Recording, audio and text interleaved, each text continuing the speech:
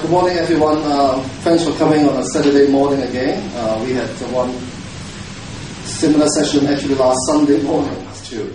So I hope Saturday morning is better. Yeah. Okay. Now we had we are organizing this series of workshops for professionals in particular because we, as we said in our promo, that West Kowloon.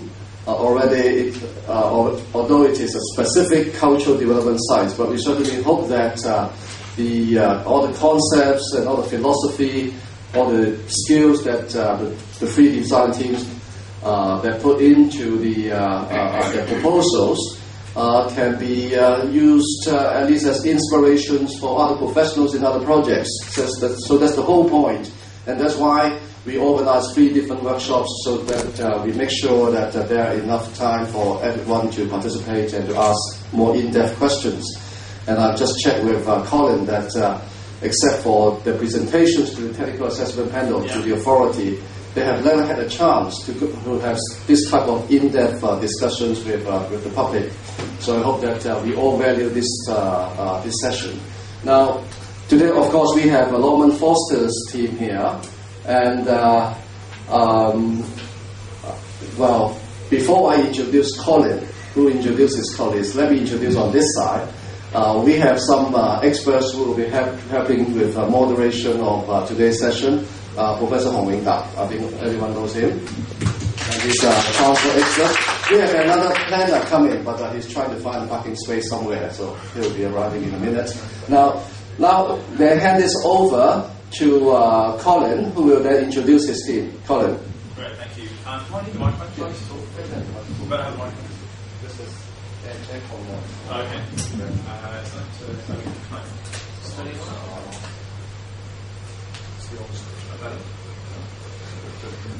Is that better? Yeah. It's really better. Okay, thanks very much. I can only reinforce thank you for coming here on a Saturday morning, on a glorious Saturday morning. Actually, I'm very impressed that you're all here rather than being out there. So thanks very much for coming along. I've just introduced the team. We've got a fantastic team of people who work with us on the project. So everything that you're about to see this morning is kind of fronted by us, but actually it's literally that. It's just the front. There are a really amazing team of people who work with us on the project over the last, nearly 12 months now. And I can do sort of hats off to all of them for putting in an extraordinary amount of effort and time into making it what it is. So on my immediate left here is Sean. Sean's from Urbis, who are the landscape architects who work with us on it. They also do the urban design as well, and Sean and Alan to immediately left were 2 of the guys that sort of fronted all of that up and did a really sort of fantastic stuff.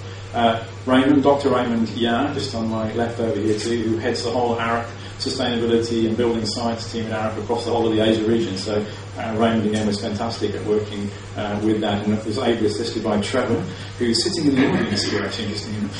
So I know that Trevor's going to ask some probably pithy questions in a minute, but actually Trevor's also helping Raymond throughout the whole sort of time that we worked on it, and again great input from those guys. And Kevin here, who's shown front of you, is one of the fostering partners team, who's been ably helping us all throughout this project. So if that's shall I just fire away and start going into it? What we want to try and do is we'll start off with urban design and landscaping, which I'll sort of do tag teaming it with Sean, and then we can have some Q&A. Then after that we wanted to do sustainability, which Raymond will pick up, and then after that then transport. MBA can't be with us unfortunately this morning, so I'll try and do that one, and then arts education right at the very end. Hopefully when we get to, we're not all too tired all the time. Okay, so urban design.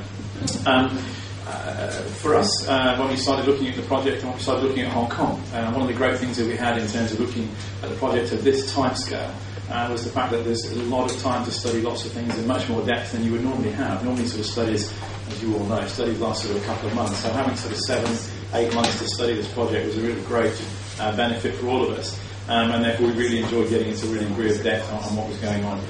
Great cities have great parks. It's one of the things that we often say, and you look around it and they sort of prove that. And therefore we kind of thought then this is a chance to somehow try and merge the amazing Hong Kong countryside, of which there's huge amounts of it. The moment we get out of this incredible metropolis. The countryside around Hong Kong is extraordinary, but none of it exists right in the middle of the city. Therefore, the opportunity to try and bring some of this extraordinary countryside and merge it right into the middle of the city seemed a real sort of rich opportunity for us, and that's one of the things that are right at the centre of the core of what we tried to do from an urban design perspective.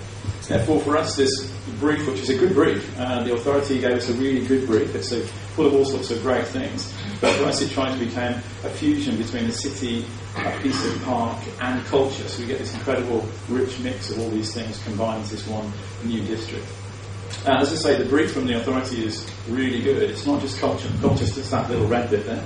The rest of it is city, so it's really full of all sorts of really good things. So offices, hotels, residences, galleries, cafes, shops, bars, all those things that make cities really great places to be, and why we all love living in cities, because they give you all that incredible opportunities to do all those things that we all want to do. So this brief is a really good brief because it's effectively a new piece of city, so it's really kind of pregnant with all sorts of possibilities. So the site itself offers great opportunities. It's an incredible waterfront site. Therefore, there's this chance to do this extraordinary new park, new landscape. You think of the incredibly beautiful Royal Botanical Gardens in Sydney. And if you like, then this is the chance for Hong Kong to finally have an emblematic park. Sort of our opening slide of great cities have great parks. Hong Kong doesn't currently have an amazing park. It has some very incredibly controlled parks. It doesn't have a really great park that we can all use, and this seems an incredible opportunity on this amazing site, for this extraordinary waterfront location, to give Hong Kong finally this really sort of beautiful parkland space. We think it can be new lungs. It can be a place for everyone to get 5 minutes just to sort of step off the treadmill here in Hong Kong to really sort of gain their breath in amongst the sort of incredibly hectic pace that we all live at here in Hong Kong. And we think it can be a big connector. It can actually sort of take the green lungs that currently exist in Kowloon Park, connecting to that, connecting to King George V Park, and therefore all the sort of the hinterland behind all of that. The green axis that comes down from the XRL train station, it can connect into that one too.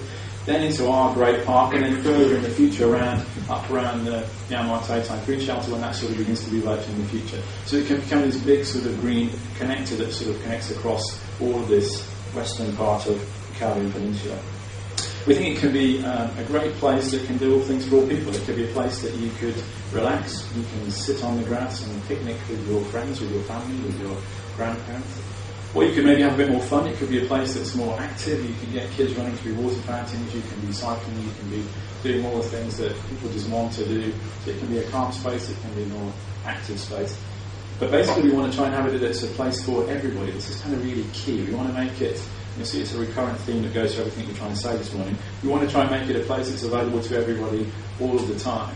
And that's 24 hours a day, 365 days a year, available to everybody from all types and all walks of Hong Kong life.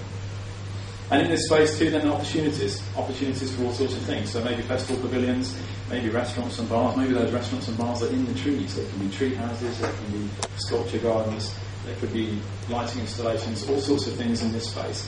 And therefore it could be a place that offers opportunities for people to do things that they might want to do, or they can just sit on the grass and do nothing. But big enough flexible space that people can kind of take ownership of it for 5 minutes, 5 hours, 5 days, but offering everybody the opportunity to sort of claim some space and some time out right in the heart of the city. And in that sense then we want to sort of slightly redefine how it works as a park. So a park where you can actually play music if you want to, where you can actually dance if you want to, or you can just lie on the grass and read a book, but it's a place that gives people many opportunities. We actually think as well the great thing, and I'll come to phasing slightly later, we actually think as well we can start it right now. One of the big problems that we have with West Kowloon Cultural District at the moment is no one actually knows where it is. If we're outside here and say to a taxi driver, take me to West Kowloon Cultural District, they absolutely, half of them won't even know where to go. You end up saying, oh, can you take me to Elements, or can you take me to the W Hotel?